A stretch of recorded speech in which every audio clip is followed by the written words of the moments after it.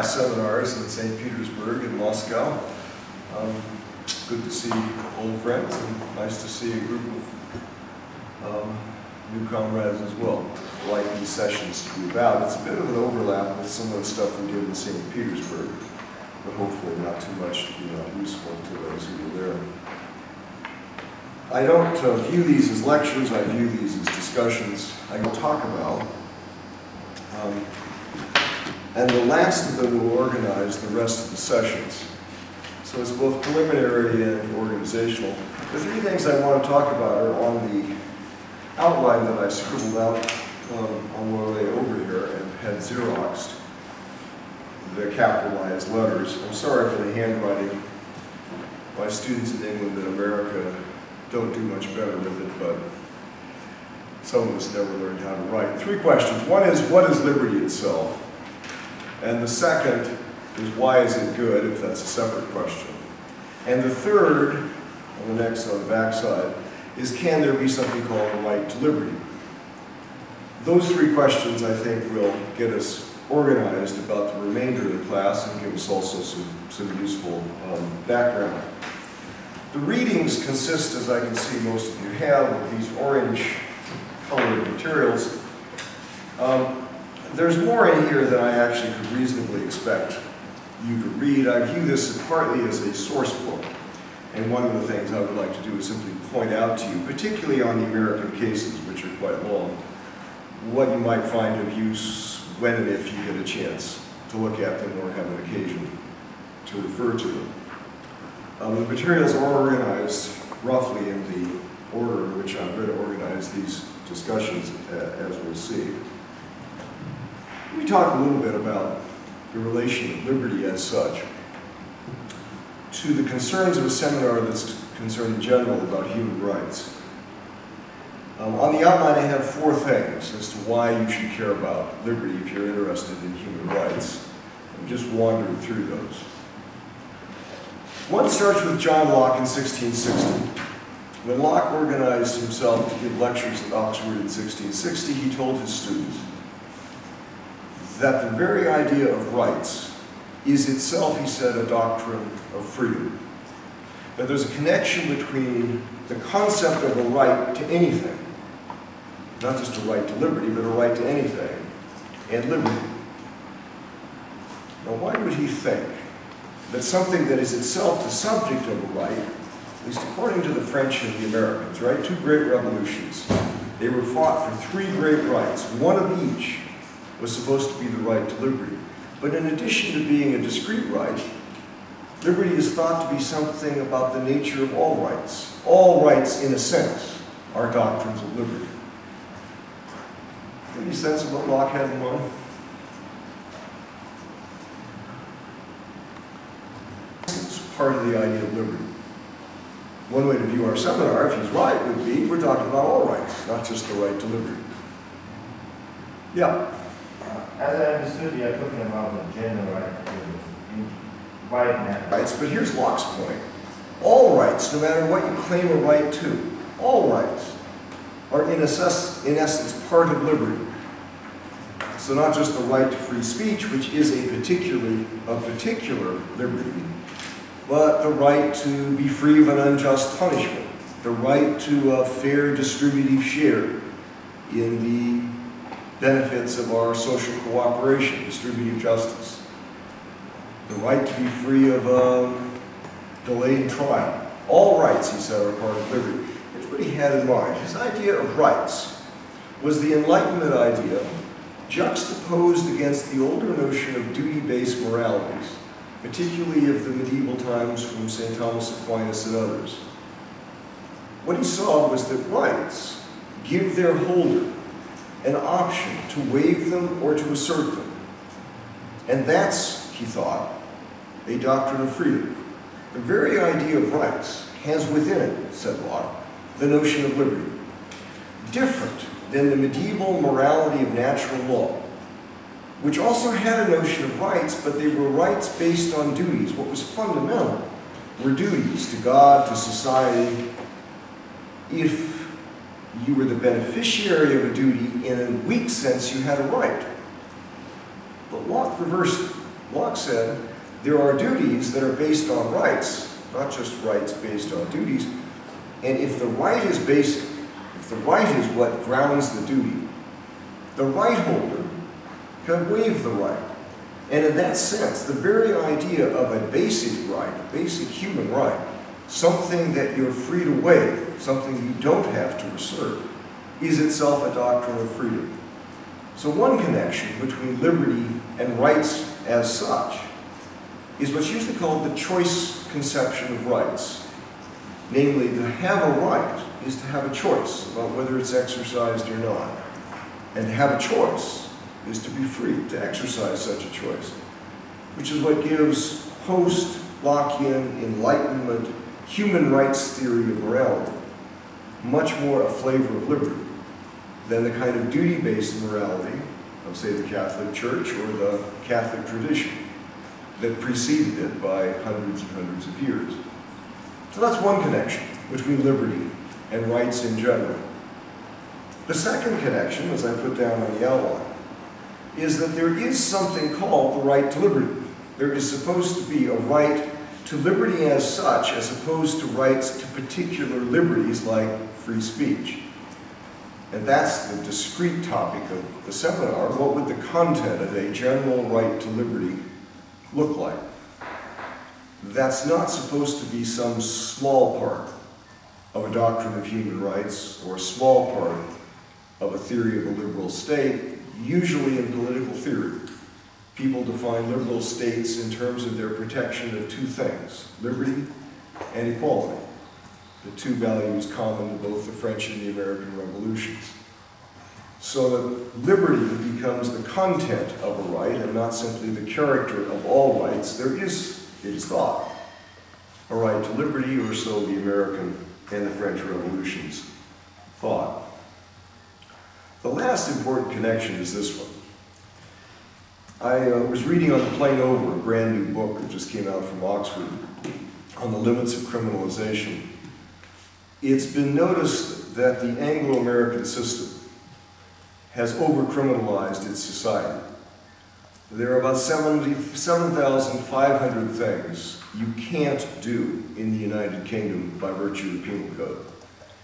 In America, there are about 15,000 things that you can't do, types of actions that are prohibited. America now has the most imprisoned society in the history of the world. We have 1.2 million people behind bars.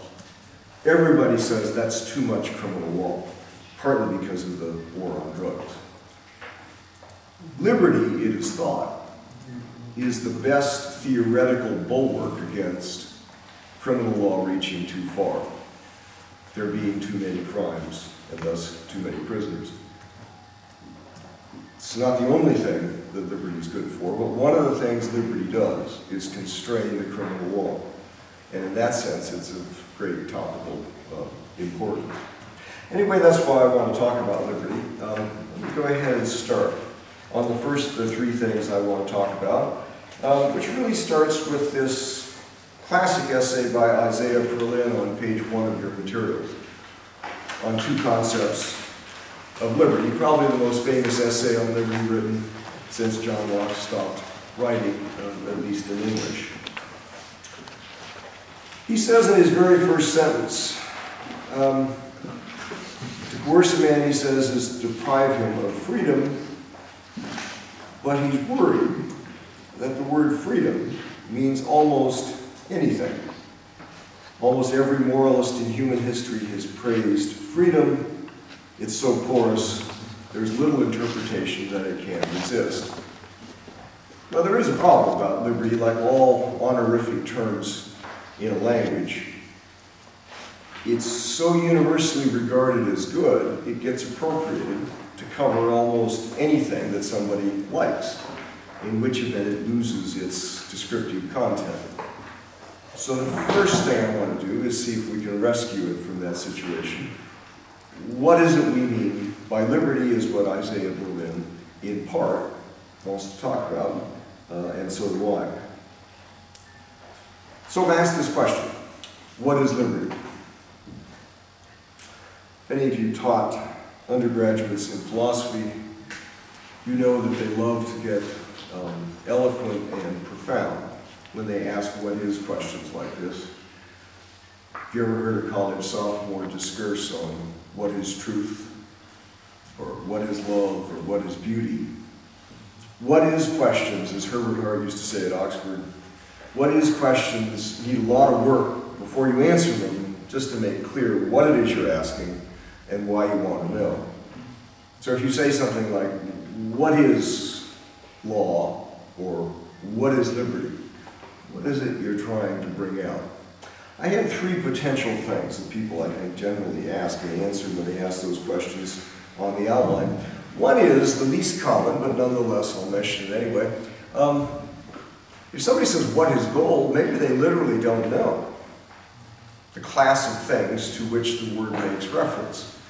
In which event, you simply have to show them what I call the referent of the word. You have to show them the stuff. You say, well, gold is that stuff over there if you happen to have any around. Sometimes when you ask, what is something, what is gold, you're asking for its essential properties. If it has some, either it's real, or as Locke would say, its nominal essence. It's real properties that are essential to it. That's what makes gold gold, or at least analytically, by the concept of gold, it has to have these properties to be meant as gold. Its essential properties. Third, something all people want to know is useful handles, what it's good for.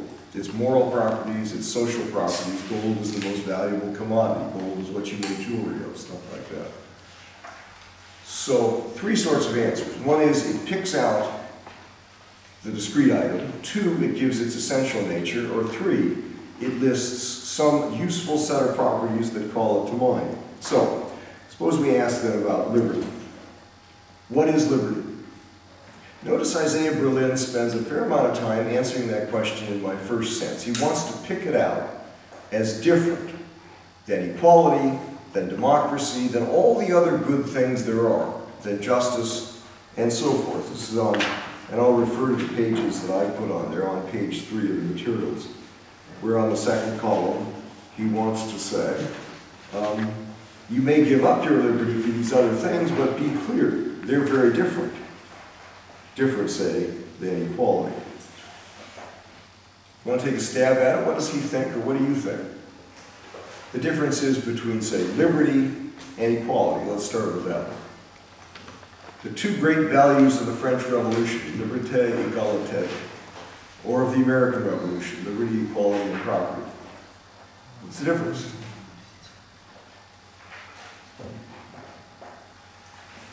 Well, these are different things. Were the French going to the barricades for two things or one thing?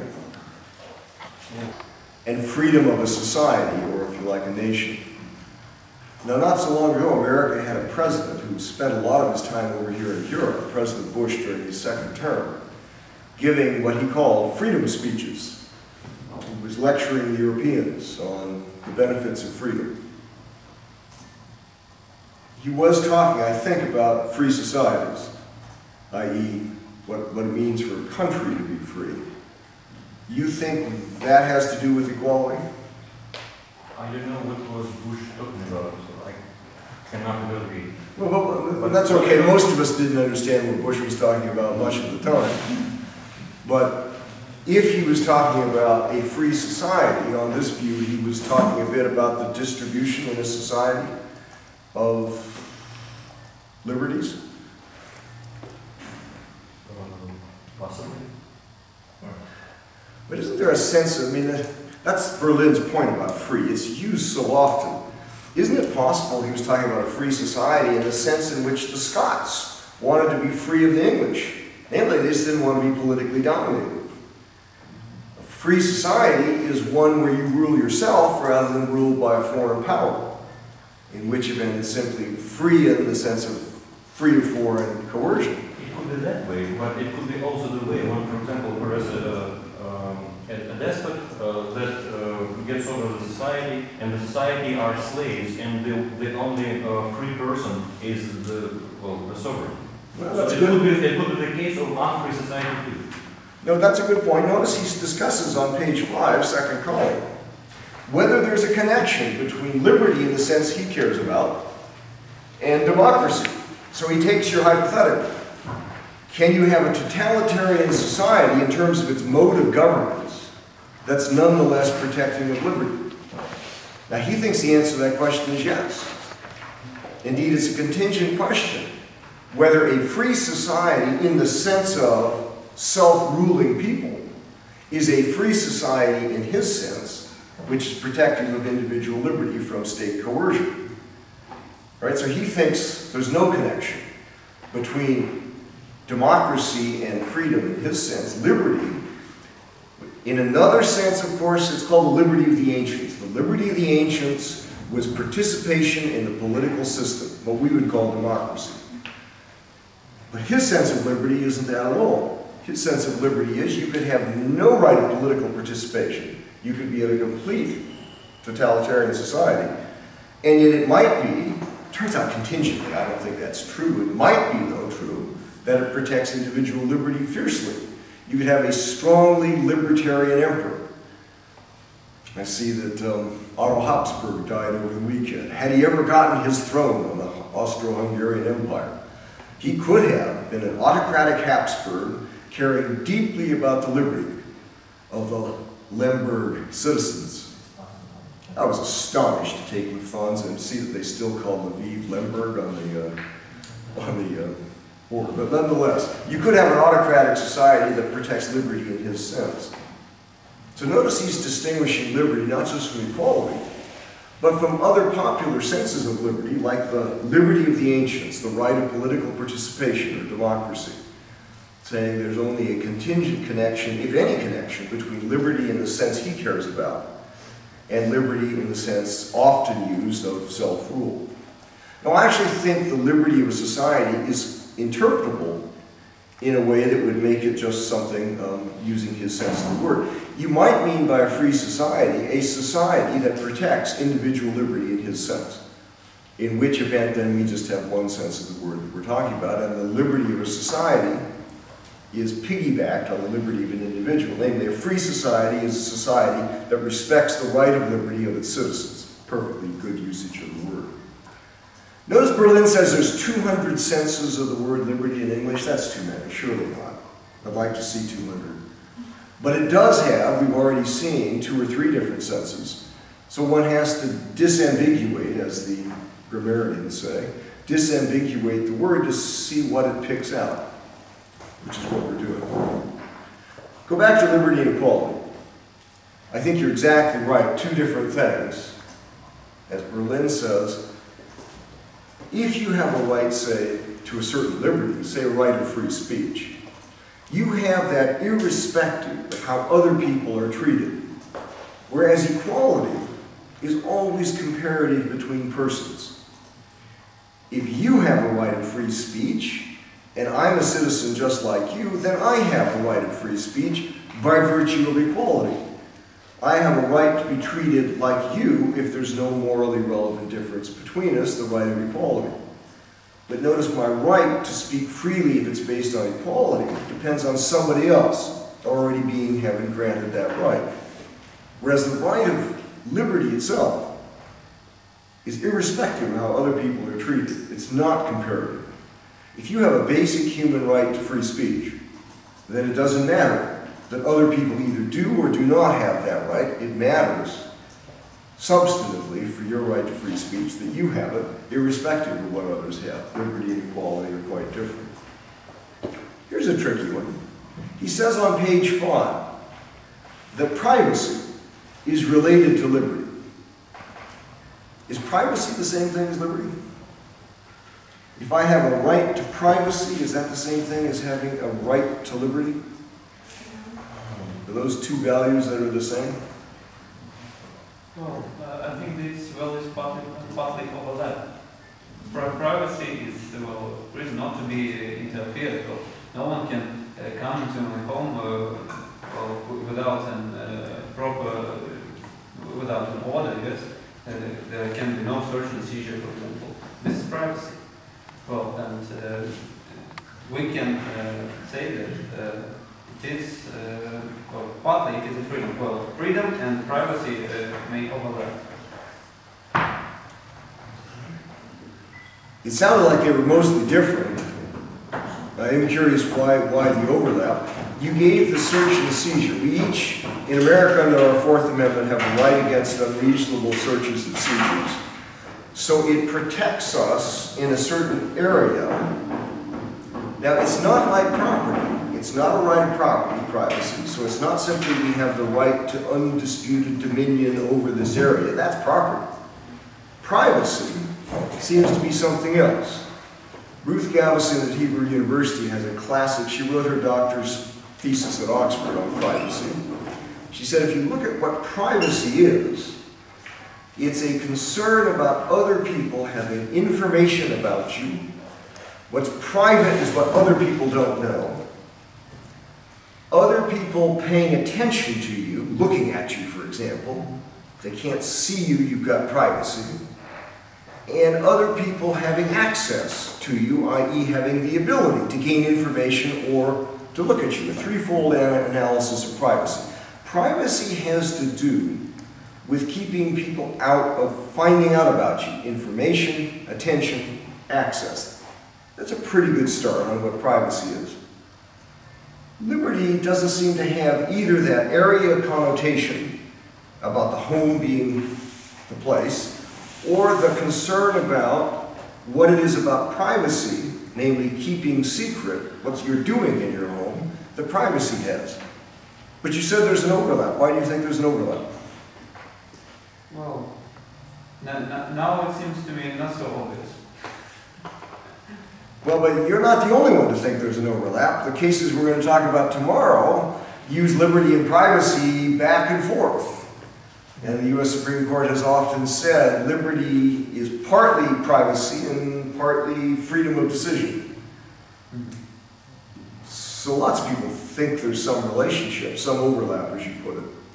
How come? Is it a contingent connection that goes like this? Everybody thinks you're freer to do things in private than in public. If we get to the cases that Heidi Hurd's going to discuss with you on Wednesday, there is this distinction, particularly on sexual offenses in the criminal code. You can do many things in private. You're at liberty. It's part of your basic liberty. I don't want to get crude, but we're going to. That's sort of the way the cases go. You can have oral sex in private, but you can't have any sex in public, is a standard criminal code.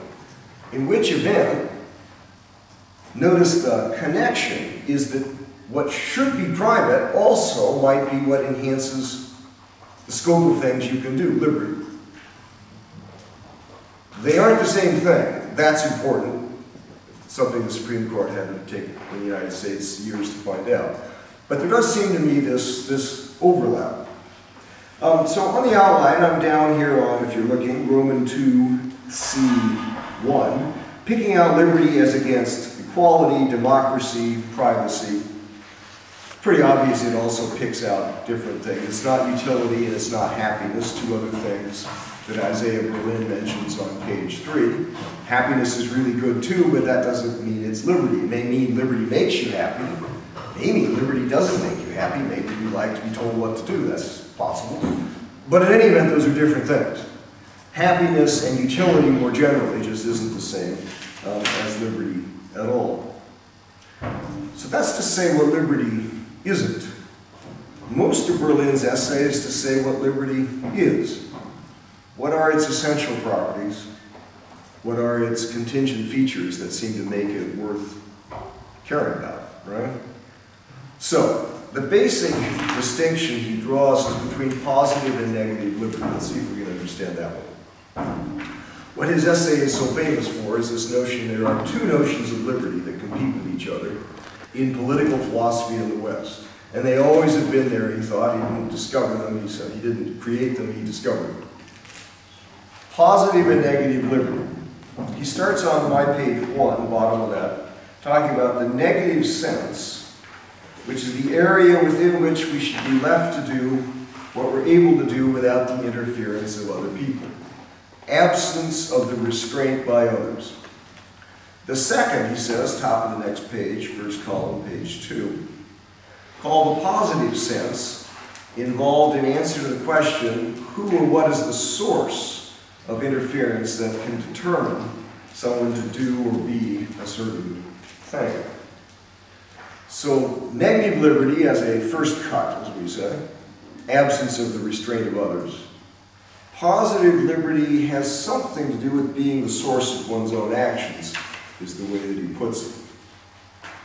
If you notice by the end of the excerpt, page 6, he puts it a little bit differently. Last sentence, page 6. The positive conception of liberty, not freedom from, that's the negative conception, but freedom to. Freedom to do things is positive liberty. Freedom from restraint in doing things is negative liberty. Now put that in your own words. What's the difference between negative and positive liberty? Anybody? Well, they overlap anyway. They overlap, first of all. Second, when we say about freedom in negative sense, or it's the or freedom from something, it's an absence of interference. So this is quite understandable. But for the freedom in positive sense, it's a freedom to reach some goal, to reach some good, and I don't think it's quite easy to understand when we say about the source of control. I think in that case, in positive, it's our ability to get what we want.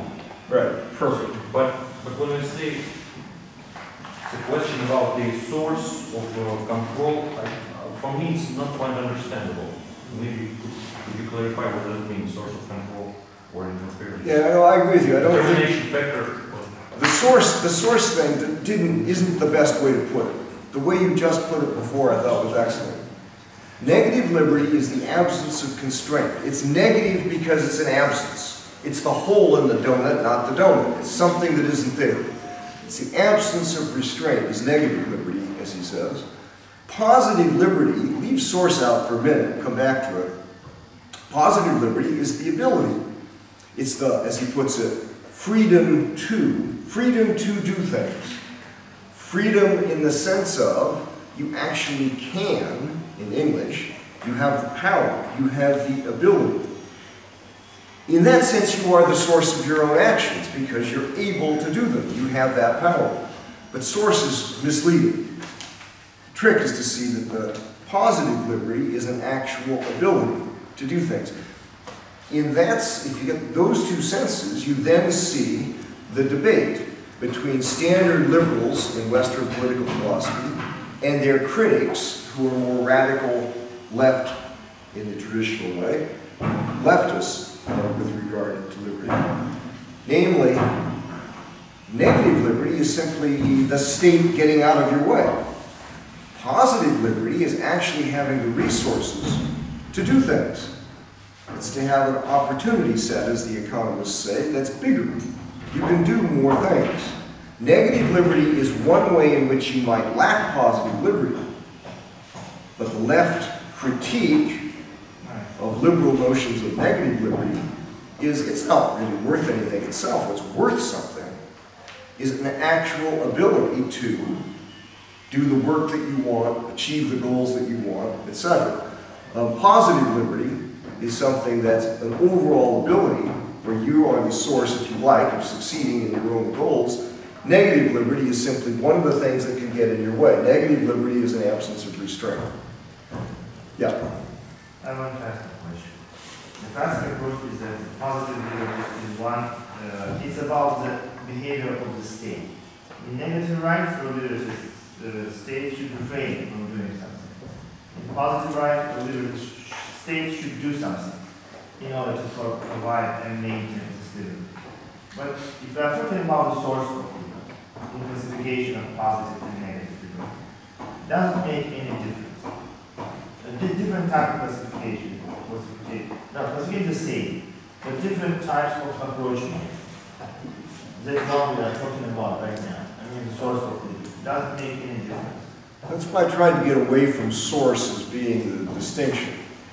Because you posit, suppose a state says, well, I see two concepts of liberty. We should realize each in our state, right? As you point out, to realize negative liberty is just to get out of the way, to not pass so many criminal laws, for example. For positive liberty, as you rightly said, the state actually has to do something. You have to enable people to have the resources with which, for example, to pick the job that they want. Quite right. Now, in terms of a source, there's not a distinction, because as you point out, the source of each of those is the state either not passing restrictive legislation and thus protecting negative liberty, or the state allocating resources to individuals in a way that allows them to have the ability to do what they want. So source isn't it, but that doesn't at all collapse the distinction between negative and positive liberty. Which is why I want to put it in terms of negative liberty, absence of restraint, freedom from. Positive liberty is the ability to do something, freedom to do it. Two good liberties. Now, I don't think source gets at the distinction, which is why I put it aside. I'm not sure that answered you. Did that work? Say more. Is that okay? So far? What's the difference, given that you might think a just state allocates resources to do things to protect negative as well as positive liberties, right? The way you put it.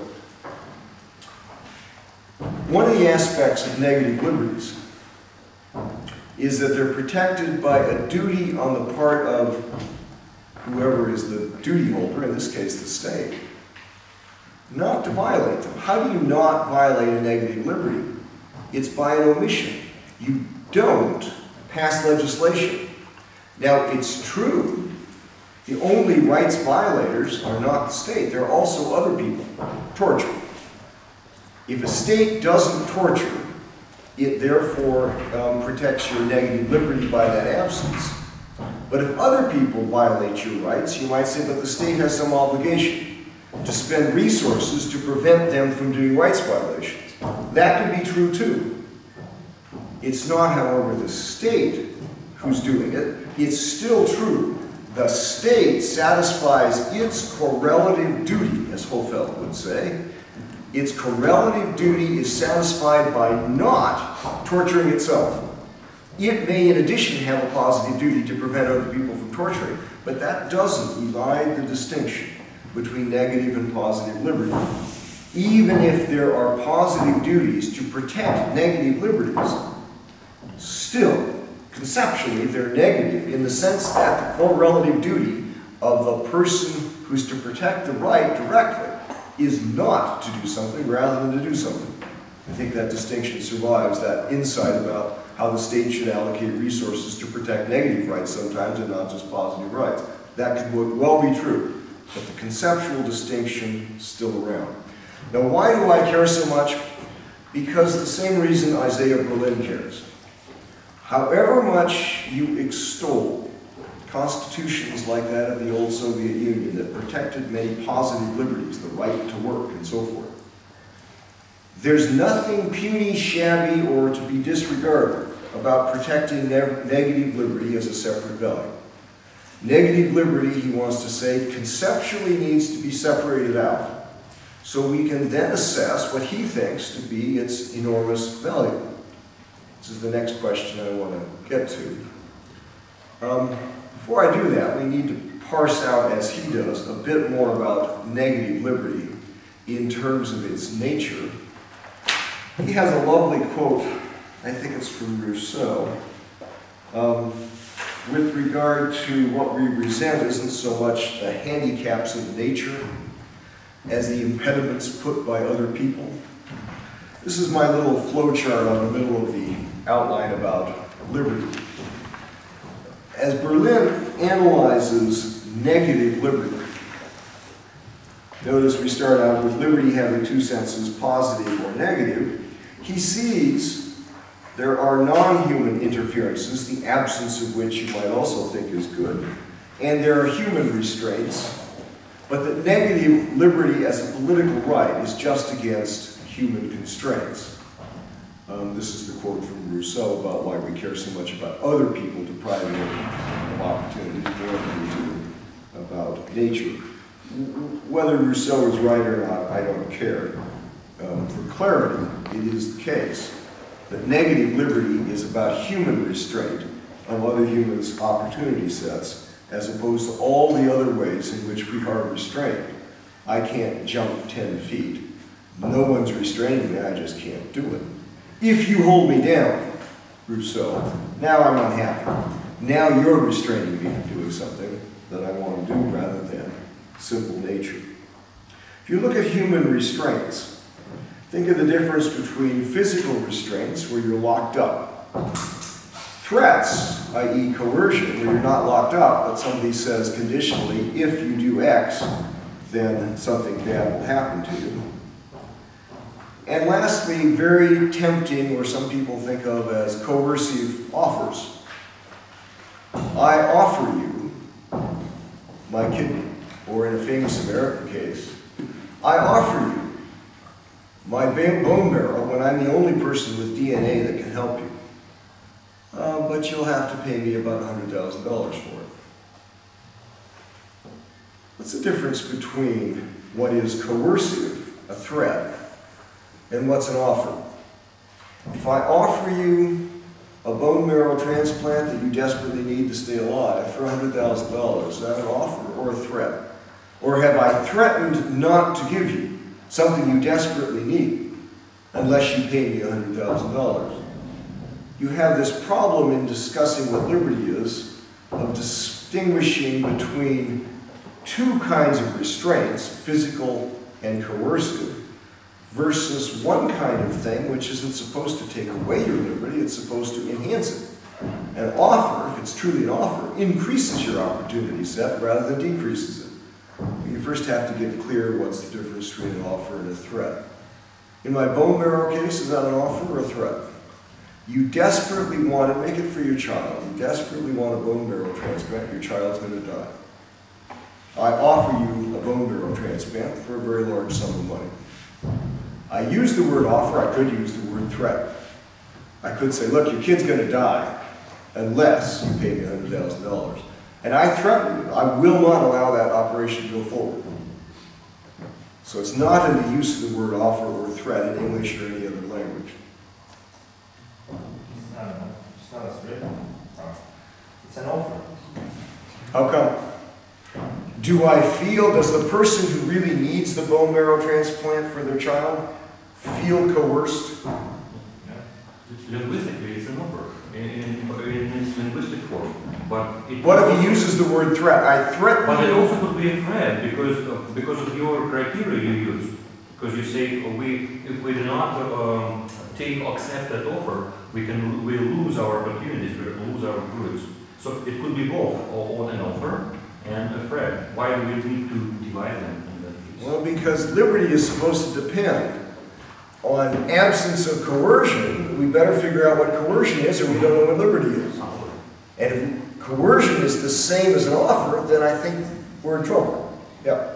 Well, I just wanted to say that the one who makes, who gives this offer, he doesn't have an intent to threaten. There is no intent to threaten. For example, if a terrorist says, well, I have certain people, they will stay alive, and well, I kill them unless the government pays me.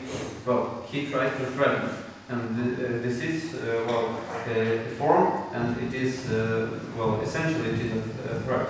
But in this regard, in your example, I think well a reasonable person that says well the things like you said, the reasonable person doesn't have an intent to threaten anyone. Does it matter if he forms his intent this way? You're in the water, you desperately need a rope or you're going to drown in this lake out here. I have a rope, and I dangle it over you and I say, I threaten you with not throwing you this rope unless you pay me quite a few dollars. And that's my intent. My intent, and I intend it. I intend to threaten you with the non-appearance of a rope.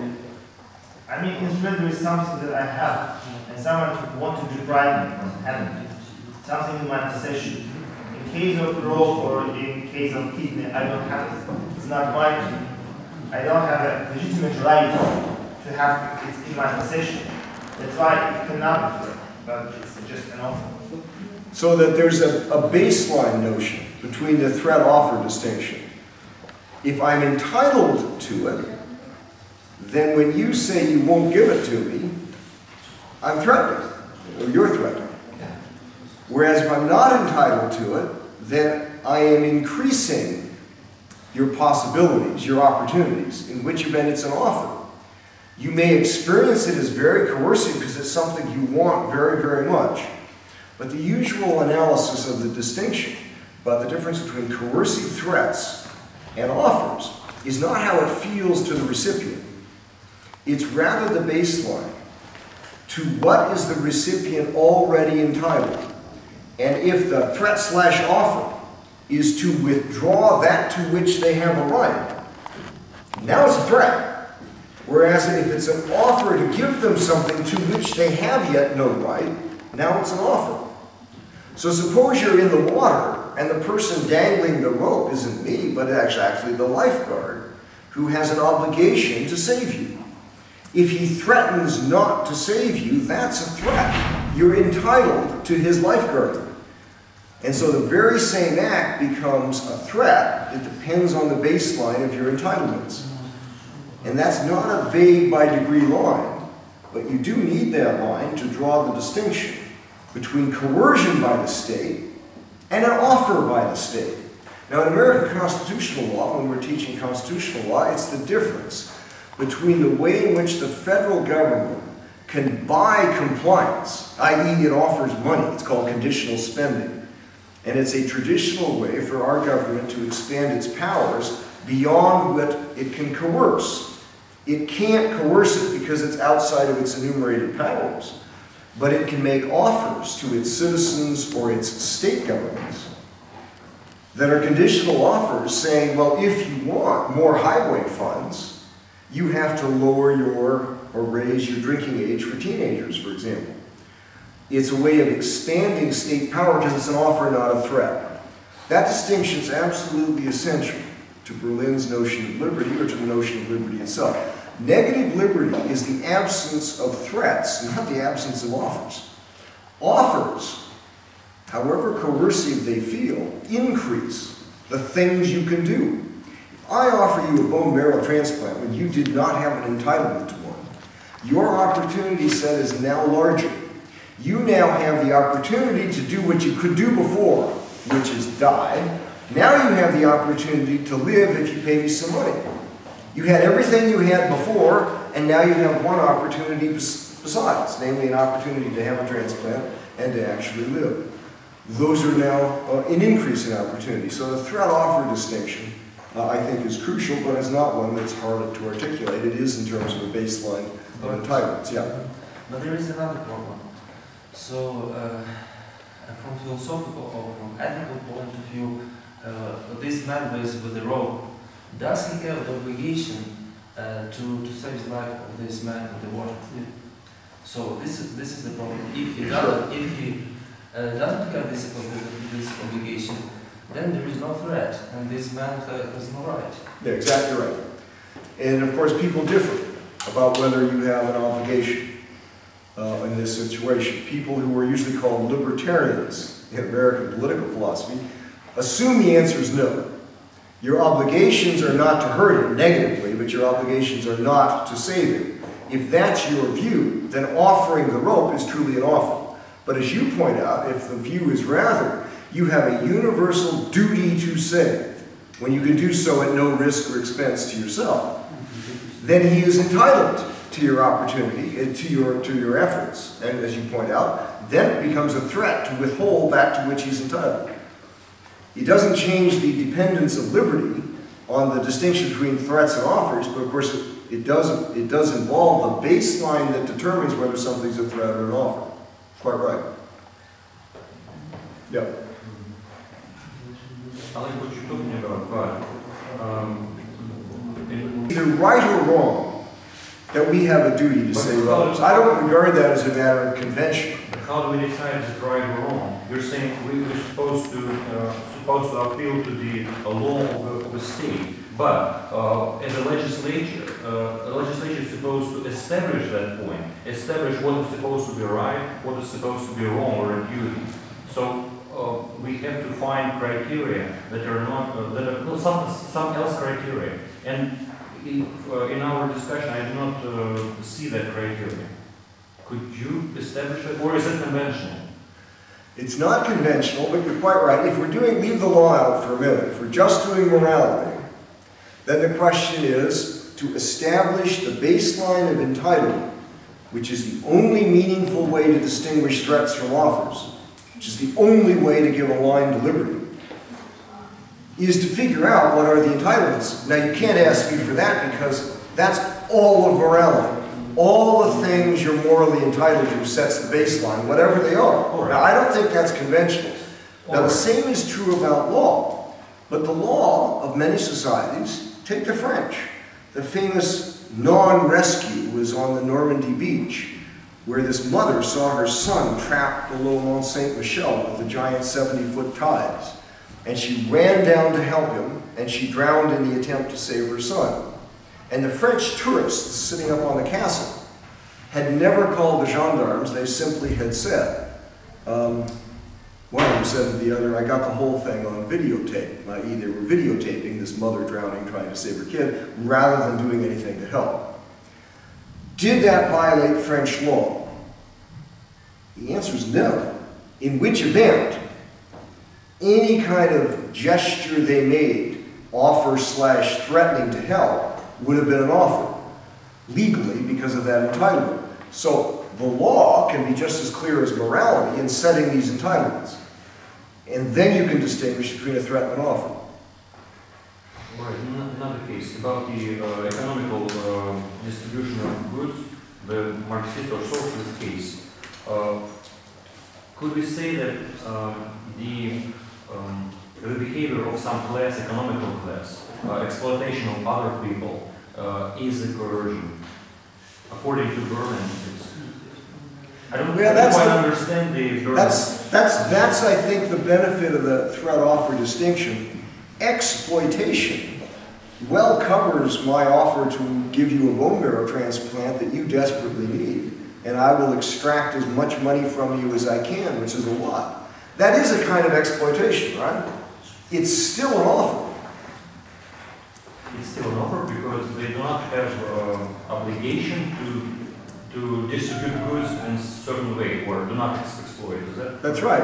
But if your view is my bone marrow is a common asset to all of you, now you have a theory of distributive justice that sets the baseline of entitlements quite differently. And now my threat to withhold is truly a threat because you already have an entitlement to what I say I now won't give you. But that would be a different theory of distributive justice and one that's counterintuitive to most of us with regard to our own bodies. But exploitation is interesting. Exploitation is a word that covers many offers and not just threats. Okay, we were simply exploring what liberty is in terms of the nature of negative liberty. I have one other point that's, I guess we'll now just raise briefly because we need to go on. If you look at the last page of Isaiah Berlin, in this long footnote on my page 6, he discusses not what I would call the ambiguity of liberty. It has these two senses, positive and negative. Another defect in natural languages is vagueness, and he recognizes that liberty might have some vagueness. Namely, liberty seems to come in degrees. And he says, we got to make sense of how there can be more or less liberty. And he tries to give you some suggestions about when someone has more versus less liberty. Start where Berlin starts. When the gunman comes up to you with a gun at your head and says, your money or your life, do you have any liberty? A very limited liberty. Some, right? Because you have a choice. Yeah, that's right. There was an old American comedian who used to make a a thing out of being so cheap. So he had a skit once where the guy came up and he said, "Your money, your life," gun to his head. There's a long silence. The audience sits there for a while. He says, "I'm thinking." Namely, money, life, it's kind of close. There is a choice. For most of it's an easy choice. Take the money, give me my life. So it is coercive, but there is still some choice. From that, Berlin says, you can now see what would give you more choice.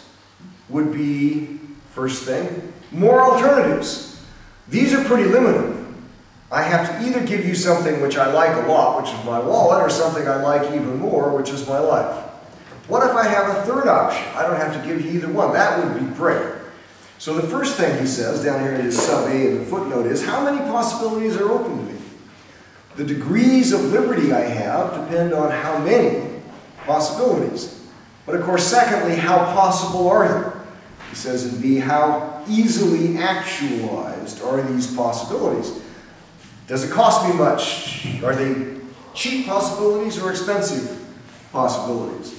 If you go down his list, how important are these possibilities to my life plan? How valuable are these possibilities? He ends up with a matrix of the degree to which you actually have an absence of restraint. The more possibilities you have, the less restraint there is. So, can you make sense of this common saying in criminal law? The common saying is that one positive requirement in the criminal law takes away as much liberty, negative liberty, takes away as much liberty as a whole handful of negative requirements. The argument is one positive requirement takes away as much liberty as hundreds of negative prohibitions.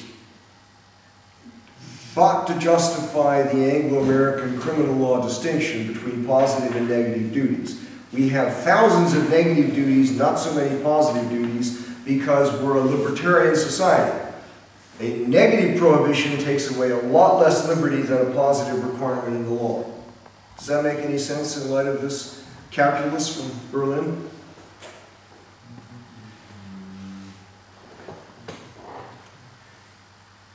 If the law requires you here and now to do something.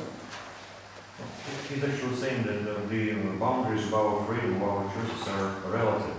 So it could be the other way, the way opposite to the American law, as far as you understand it. Well, so far it's only conceptual. Well, I only use the American law as an illustration. The conceptual claim is that one positive requirement takes away more liberty than hundreds of negative prohibitions. So suppose I call on you to speak now. I can't see these name charts, so I'm having a hard time. I call on one of you to speak now. If this imposes a duty on you, which it probably doesn't, if it imposes a duty, are you free to do anything else at this moment?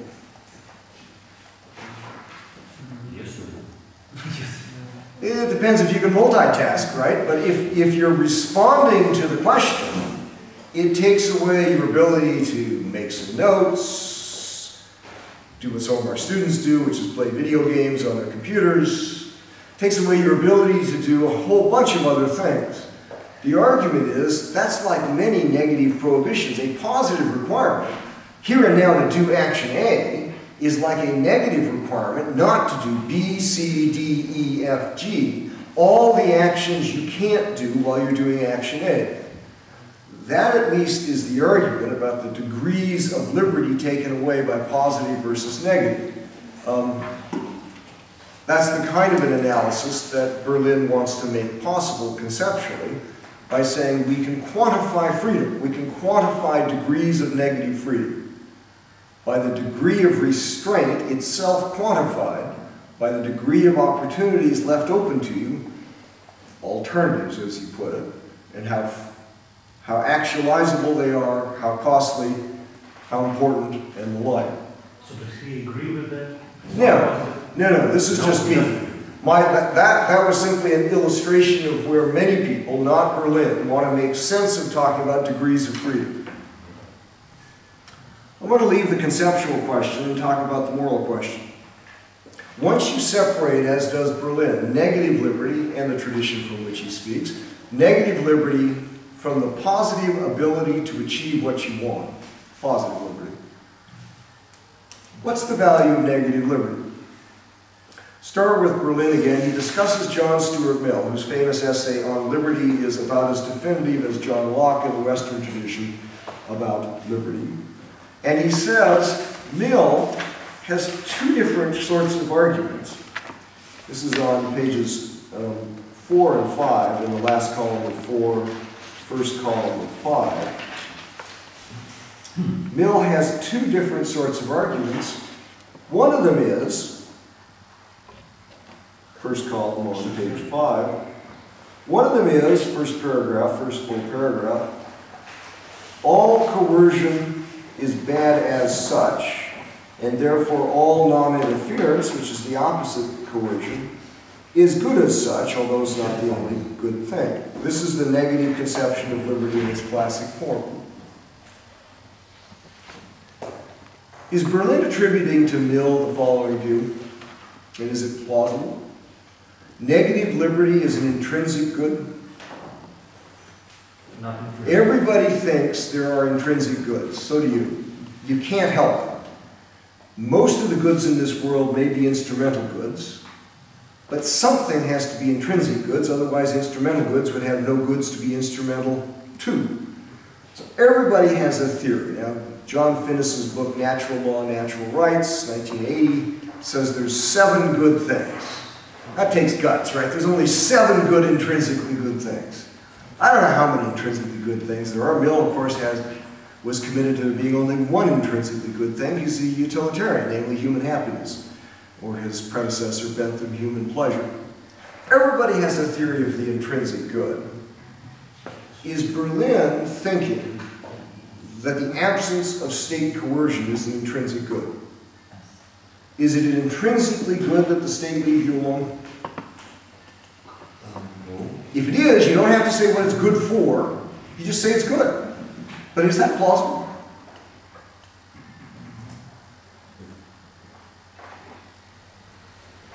Berlin, I think Berlin, I don't remember Berlin saying about the kind of value the freedom has. It just analyzes the Mill's position. He does. And No, according to Mill, he doesn't tell you what he thinks, but that's okay because we're more interested in what you think anyway. We don't know what Berlin thinks about negative liberty. Is it an intrinsic good? But why don't we figure it out? Does it seem plausible that this is intrinsically good? That the state leaves you alone? The state not restrain you with coercive law? It is still not an intrinsic good. And positive freedom, is it good, intrinsically good? Well, that would be another question. We can ask that one too. That's a problem. But the focus is negative. We can talk about positive for a while if you want, and then see whether negative is instrumental to positive. Let's do that. Positive liberty. Is it good to have more opportunities? Is it intrinsically good that you have more things you're able to do so that you have a wider choice? To some extent, there are some boundaries. So a negative freedom so makes these boundaries to positive freedom, from my point of view. Negative freedom Makes boundaries to positive. Well, that I don't understand. I can understand saying it's instrumental to positive freedom, but I don't know how negative freedom gives boundaries to positive freedom. And I think you have the intuition there's such a thing as too much freedom. Yes. Abuse of freedom. I mean, nobody reads Jean-Paul Sartre anymore, the French existentialist, but Sartre had this image in the late 1940s that the ideal human condition would be a for itself, as it's usually translated from the French, where you realize that all things are at all times possible for you. Everything is open. Can you lead your life that way? Suppose it were the case that you had an unbounded set of things you could do at any given time. Would that be a good thing or a bad thing? That's be a bad thing if you will or would ruin yourself and the world around you if this freedom would go without boundaries. Some people would find it paralyzing, wouldn't they, to have that kind of opportunities?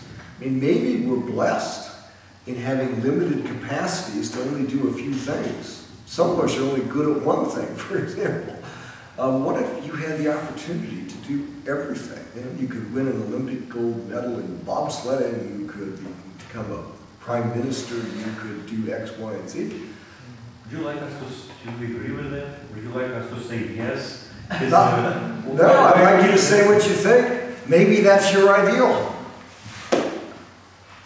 I do think there's an intuition that it can be paralyzing to have too many opportunities.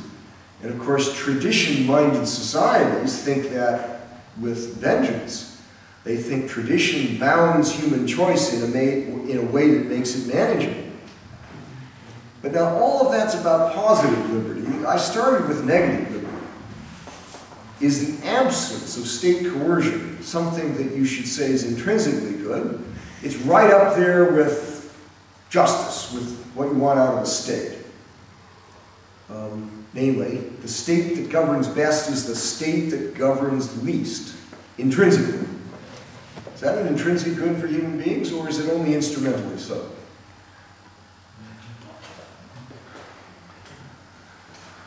In some ways,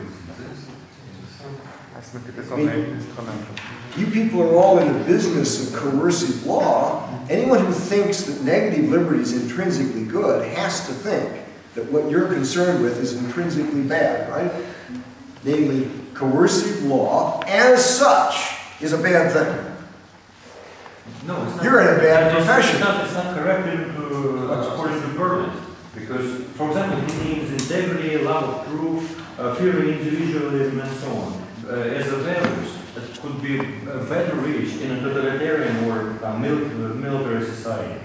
But that's the other thing he attributes to Mill. He says, look, Mill thinks not only that negative liberty is intrinsically good, but that it's instrumentally good. It's good not for itself. It's good to be free of state interference because, Mill, you become a creative, productive, interesting human being. That's to say it's instrumentally good. It's not intrinsically good to be free of state coercion, but it's instrumentally good, Mill thought, because it's the only way that you become creative, for example, is to be left alone to find whatever your juices will find. Well, let's try the instrumental. I don't see anybody biting hard on the intrinsic good. It's intrinsically good that there not be coercive law. That's kind of hard for lawyers to accept. That means our profession is concerned with something that's intrinsically bad. Is it intrinsically good, is it instrumentally good, that there be less law? I.e. that people be more free to decide for themselves. Now the first thing up is Mill's notion it makes you creative. Does it make you creative for the state to leave you alone? According to Mill, yes. According to Mill, what do you think? Take political art. If you want good art, should the state get out of the direction business about how art should be done?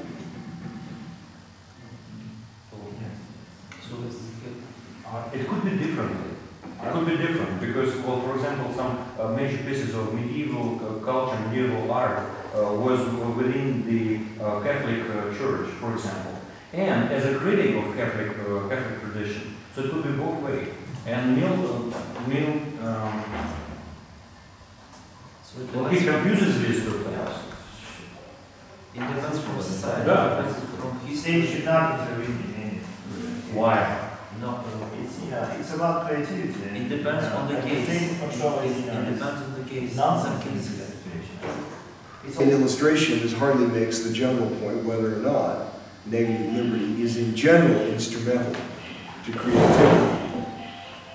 What I tried to do in the article that I called briefly Freedom, over here starting on page 7, is say what it is people traditionally have thought, starting on page 9, makes liberty instrumentally valued, negative liberty, instrumentally valued.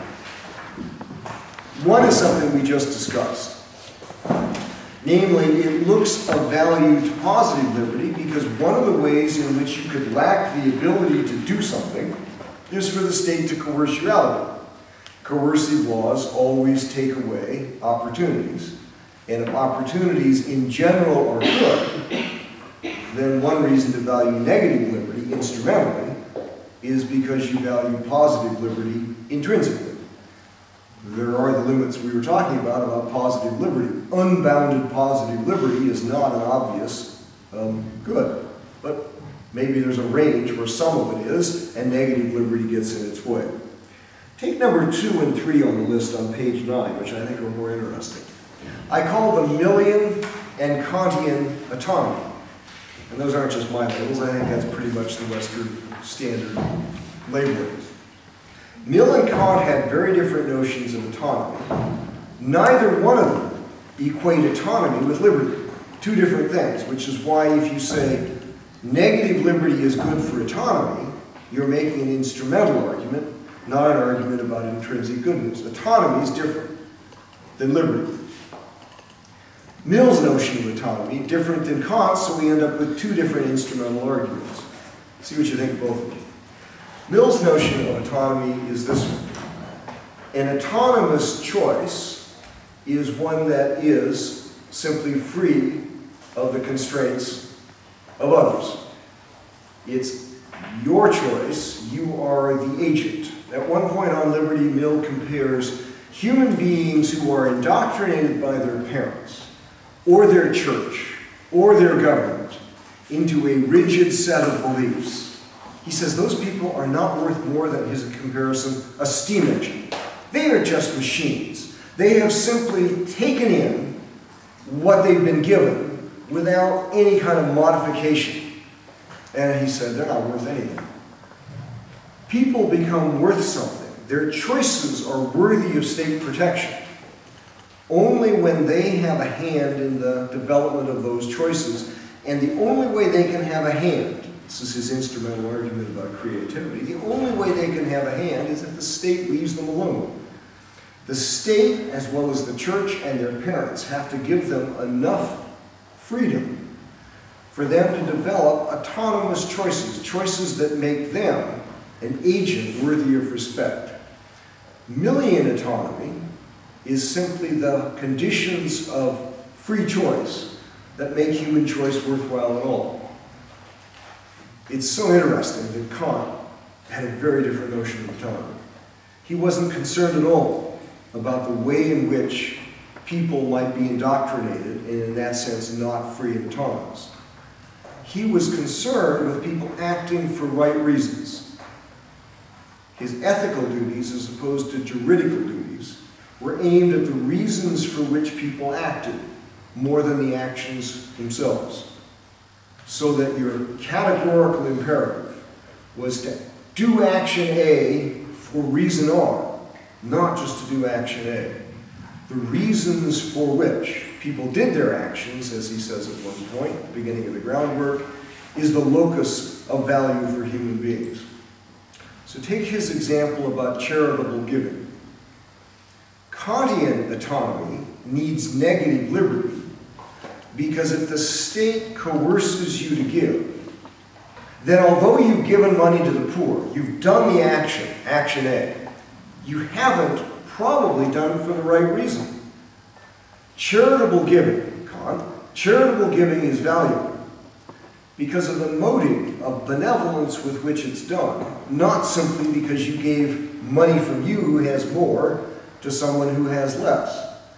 And if what you're trying to do with law is maximize value, the value lies in the reason, which means, Kant, the law has to step away. The law has to not restrain you. The law has to let you figure out that you should give money to the poor. Then the giving will be motivated by benevolent motives and will be worth something morally, as opposed to giving coerced by the state, which he says that's just like a tax. Now notice there's two very different notions of autonomy, both of which need negative liberty. One is for you to be the source of your own choice as a self-formed human agent, and the other is to act for right reasons. Both of them are thought to be needing negative liberty in order for you to be an autonomous human agent, i.e. an agent of moral worth on these very different notions. What do you think of those two? One of them better than the other? Either any good? Just depends upon position, on your point of view. It all things do. All things do. But we all need points of view, right? I mean, I think the Kantian connection is plausible. The question is whether you agree with the baseline that... Actually, I disagree with both of them. What's that? Actually, I disagree with both. You disagree with both? With Mill. Because, well, if you're agnostic, you just cannot say that a free choice is itself intrinsic good. And as to Kant, it's how can you prove that a certain kind of behavior is good, a certain kind of choice is intrinsically good? Well, but look, the proof problem is true for all of us. I mean, look, ethics is hard to But learn. it's an existential problem. It's a problem of living in society also. I mean, the way in which you establish one of these moral positions is that you find certain aspects intuitive and you argue from that. None of us has any knockdown ability to deliver to any of the rest of us sort of indisputable proofs of moral positions. The question is really one of plausibility. Whether this is something that seems plausible as a basis for arguing for liberty. Let me just run through the rest because I know we should take a break pretty soon as well. I go through three more at the bottom of the second column on 9 and over on to 10. Three more arguments, and let me just give them to you seriatim, one at a time. One of them is Mill's own, or at least it's an interpretation of Mill that Jack Rawls at Harvard used to give. The problem for Mill is Mill's supposed to be utilitarian. How does he get a robust right to liberty out of his utilitarianism? Here was Rawls' answer on behalf of Mill. Mill thinks that the only good thing you should maximize in political theory is the satisfaction of people's preferences. Whatever they prefer, that being satisfied is what a good society should maximize. That's what makes him what's called a preference utilitarian. But Mill had a condition about preferences. It isn't any human preference that counts. To have a preference that makes utilitarianism plausible, you have to have negative liberty to allow people to develop their own preferences. Otherwise, you end up with state policy forming the preferences which justify state policy. You want independently worthwhile preferences, preferences people develop independent of state policy, that then can be used, if you're a utilitarian, to justify state policy. So Rawls presented it as a Millian argument about a presupposition of utilitarianism. You need liberty, negative liberty, in order to make utilitarianism a plausible social philosophy. One kind of argument for negative liberty if you find utilitarianism plausible. The fifth argument, as I label it over here on page 10, is an argument simply about the contingent pattern of human preference. There's a book by Herzog, a political philosopher, Don Herzog, that I put down in the footnotes, University of Michigan, who has a book called Happy Slaves, The Myth of the Happy Slave. My suspicion is there weren't a lot of happy slaves, that most people prefer to be their own masters, most people prefer to make their own decisions. In which event, if you are a preference utilitarianism, negative liberty is instrumentally good to the satisfaction of an almost universal human preference, which is to make your own decisions. In which event it's a good thing, instrumentally, for utilitarian. The sixth and last on page 10 is also utilitarian. It has to do with the costs of state coercion. The cost is a bad thing because it takes away from other opportunities. The kinds of costs of state coercion, some of them are obvious, like you have to have police and courts, but some of them aren't so obvious. So if, for example, you criminalize, as did California for decades, consenting homosexual behavior, since that's typically done in private, you need means of detection. So at Yosemite Park in California, the park rangers decided the way to find out whether homosexual activity was going on in the public bathrooms was they put one-way glass on the bathrooms, and they had a park ranger sitting up above watching what was going on in each of the stalls.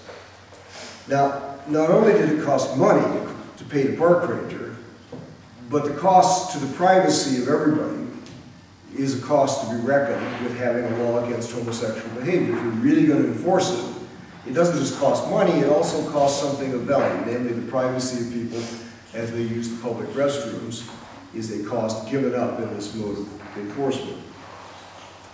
It's also the case if you have certain sorts of crimes like prostitution, drug use, and the like, if those are criminal.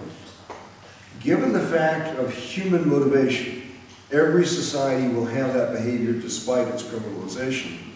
It gives rise to the phenomenon of crime tariff, and a cost of that prohibition is that you fund organized crime, mafia.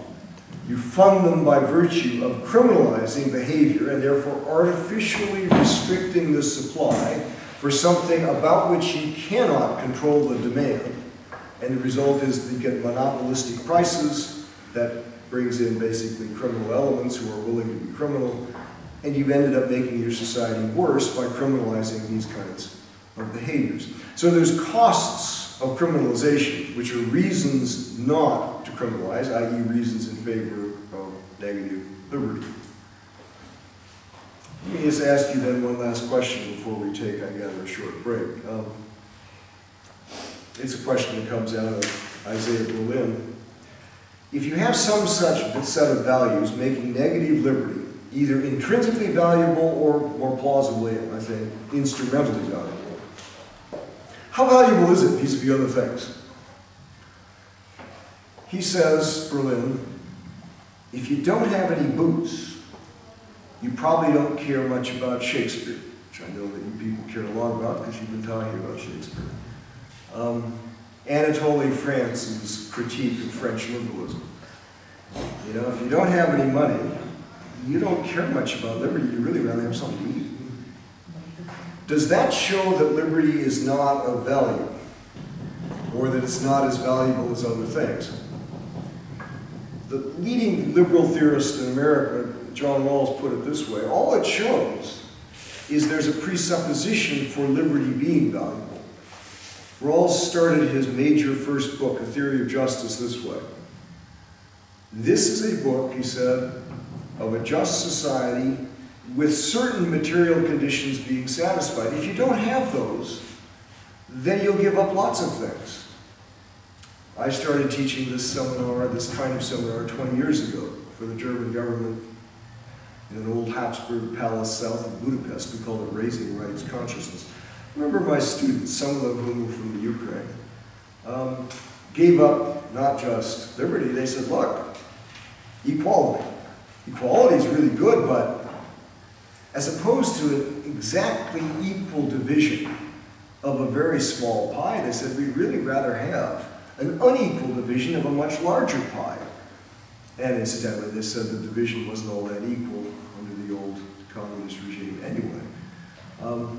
Any value could easily be given up if, in fact, some basic needs aren't met. That doesn't show it's not valuable.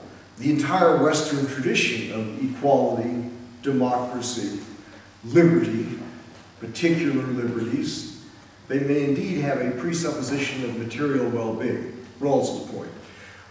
The entire Western liberal tradition is hostage to certain material conditions being met, otherwise it would indeed be rational to trade, say, political liberty for something to eat if you don't have anything to eat.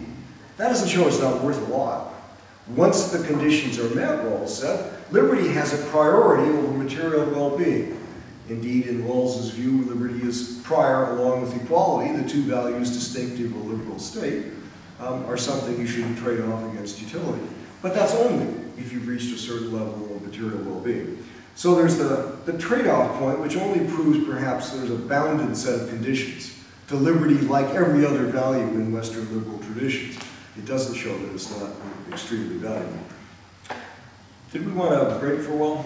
10-15 minutes? Okay.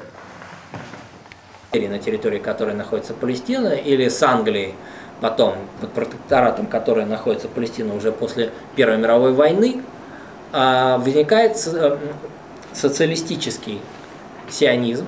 Его идеологом является Борохов.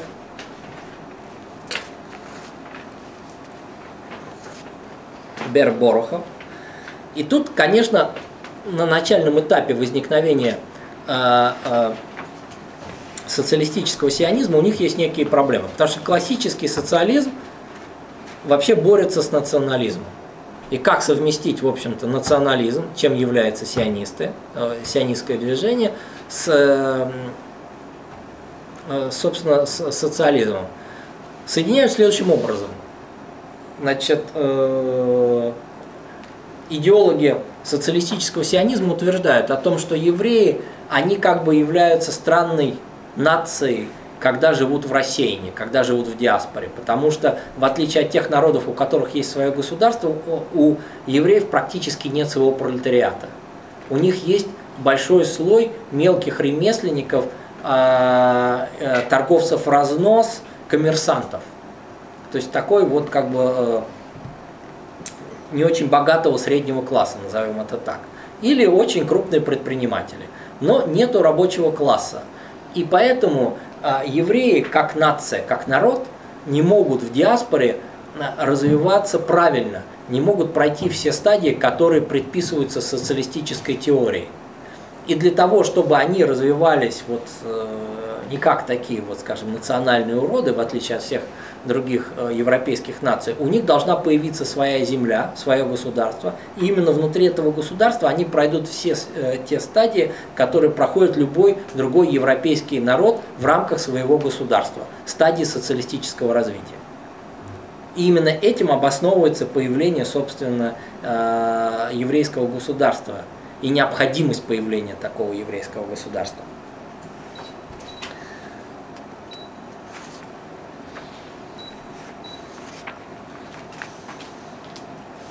Как мы видим с вами, уже подводя итоги этой лекции, действительно мы можем говорить во второй половине 19 века, в начале 20 века о евреях Центральной и Восточной Европы как о политической нации.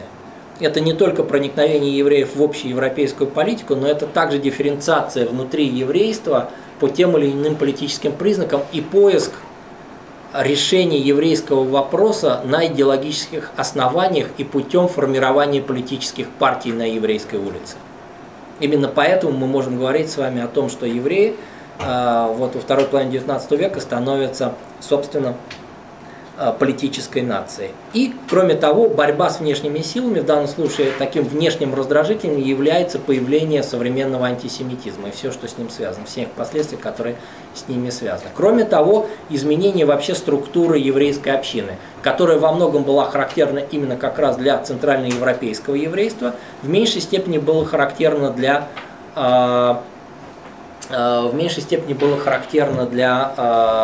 восточноевропейского еврейства, которое, во-первых, жило в черте оседлости, и там просто сохранялось большое количество евреев, которое жило, например, в местечках, а не в крупных городских центрах, но даже в Восточной Европе возникает бунт, то есть еврейская социалистическая партия,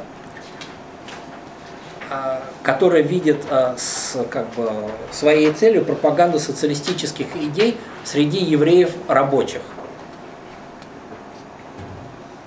То есть и в Восточной Европе тоже появляются политические, социалистические организации и политические партии, которые работают исключительно на еврейской улице.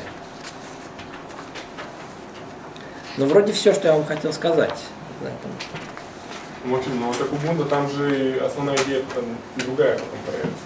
Но у Бунда, если говорить про Бунд, то там основная идея – это национальная автономия, национально-культурная автономия, конечно, да.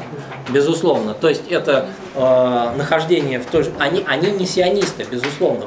Бундовцы антисионисты, но они социалисты. Они как бы занимаются пропагандой социалистических идей на еврейской улице, но без сионистской, значит, вот, направленности, без переезда в другую страну. Безусловно, да. Решение еврейского вопроса в рамках решения вообще вопроса рабочего класса в той или иной стране, в которой они проживают. В данном случае в рамках Российской империи. Можно еще один вопрос? Да. Вы говорили, ну, относительно Российской империи, да, позиции правых и левых кругов или национальных групп, Да. как украинская. А можно говорить о такой антисемитской позиции умеренных слоев, скажем так? Не, но умеренные слои как раз Насколько были она либеральные. была Их нельзя было причислить как раз вот к антисемитским Просто таким знаете, почему я высказываниям. спрашиваю? Да. Ну, допустим, по Харькову мне известны многочисленные высказывания представителей городского самоуправления, Мгм, да, о мгм. том, что вот скоро вся торговля станет еврейской и так далее. Вот такие все пророческие, скоро мы там окажемся под их властью, то же самое. То есть, Но это вообще связано с общим... Ну, просто я приводил-то вам самые такие крайние примеры, которые наиболее яркие. Но вообще для Европы конца 19-го, начала 20 века характерен вот этот вот общий рост антисемитизма. То есть не только вот эти крайние там антисемитские партии, но, безусловно, и на общем уровне. То есть это вот, это витает в воздухе, да, это в прессе, это нормально совершенно. Дело во многом в том, что Харьков, в котором это зачерто, туда приезжают вот эти самые такие модернизированные евреи, которые хорошо интегрированы, уже образованные. полстолетия получили возможность вполне спокойно жить. Ну да, ну я так понимаю, что это начинается же не только на рубеже, что и до этого есть вполне себе конечно. смешки высказывания. Да, и это как раз с тем связано, что все с большим удовольствием нормально могут общаться с патриархальным евреем, который не претендует на то, что он современный еврей. Абсолютно. Когда А эти евреи, которые претендуют, конечно. по современному европейцу, то это у немцев, по крайней мере, вызывает толпы и отвращение. Да, если мы, кстати, говорим про бунт, то у них такой пик их политической активности, это, конечно, была революция 1905 года, после чего, в общем-то, их политическая активность бунта сходит на нет, и они занимаются в основном различными культурными проектами внутри еврейского населения Российской империи. У вас был вопрос? Не вопрос. Или у вас уже был ответ? Нет, вопрос у меня как сейчас. Вопрос такой, насколько вот альтернатива, да, сионистская, бундовская, была альтернативой для тех евреев, которые не могли определиться со своей национальной самоидентификацией. Тогда не было проблем с национальной самоидентификацией. Ну как? Кто не мог определиться? Совсем богатые крестились, да? Или еще кто-то? Вот. Смотрите, значит, Мендом, руководитель и основатель бунда, он вообще был крещенный еврей. Он родился уже в семье крещенного еврея. Его отец был военным врачом и крестился, когда его еврейское происхождение мешало продвижению по службе, он просто крестился. И вот этот вот сам Мендом, он родился уже в крещенной еврейской среде. Но жил он в Минске, и у него был какой-то еврейский сентимент. Он, например, гулял по еврейским кварталам Минска, наблюдал за еврейской жизнью. Ему это было интересно. И в какой-то момент он, в общем, вот что называется, вернулся обратно. Он точно не говорит когда, но в своих воспоминаниях он пишет, что, например, когда его первый раз схватила полиция в 1901 году, ему надо было написать в анкете вероисповедание. Он, несмотря на то, что был крещенный еврей, написал иудейского. То есть, как бы, так могу ответить, таким примером. Не поверили просто, наверное, если бы он написал Почему еврей. нет? Ну как, почему не поверили? Если бы он был там с крестом, и, в общем, почему поверили? Нет, но тут еще дело в том, что, в общем-то, самоидентификация проблема была такая, что общество не принимало. Не принимало, конечно. конечно. По-моему, где-то уже 80-е. Принимать могли Нет только класса в каких-нибудь крещенных очень евреев. узких социальных кругах, конечно. Это не было массовой проблемой для восточноевропейского еврейства, которое живет, в общем, таким достаточно единым блоком, живет очень тяжело и ужасно, конечно, в черте оседлости. Я имею в виду для Западной Европы. Ну, для Западной Европы по-разному было. Конечно, тогда проблемы уже крещения каких-то не было, но, с другой стороны, уже, собственно, после эмансипации европейского еврейства как бы и не было такой проблемы, что надо креститься. То есть это не помогало вам продвижению по службе, уже не было запретительных мер, которые бы ограничивали ваше продвижение по службе и вообще успех ваш в том или ином государстве или в обществе только из-за того, что вы еврей. Это уже не имело значения. Наоборот, среди евреев появляются, например, среди немецкого еврейства появляются различные женщины, права, которые борются за права еврейских женщин. Да? То есть появляются первые такие эмансипе еврейские, которые этим занимаются. Там очень интересно смотреть их фотографии в тех или иных монографиях. Они там стоят в каких-нибудь панталонах таких, там, в общем, эмансипированно одеты, или стоят, например, и держат велосипед в руках, тоже такое изобретение конца 19 века, крайне популярное, показывающее передовые взгляды человека, который держит велосипед в руках. А в купальниках нет? Нет, в купальниках нет, до этого не доходило. То есть уже появляются женщины, которые борются за права еврейской женщины внутри еврейской общины. Это, конечно, безусловно, тоже влияние окружения, но им не надо для этого переходить там из иудаизма в христианство. Это совершенно уже не имеет значения такого важного. Ну все, спасибо большое. До завтра.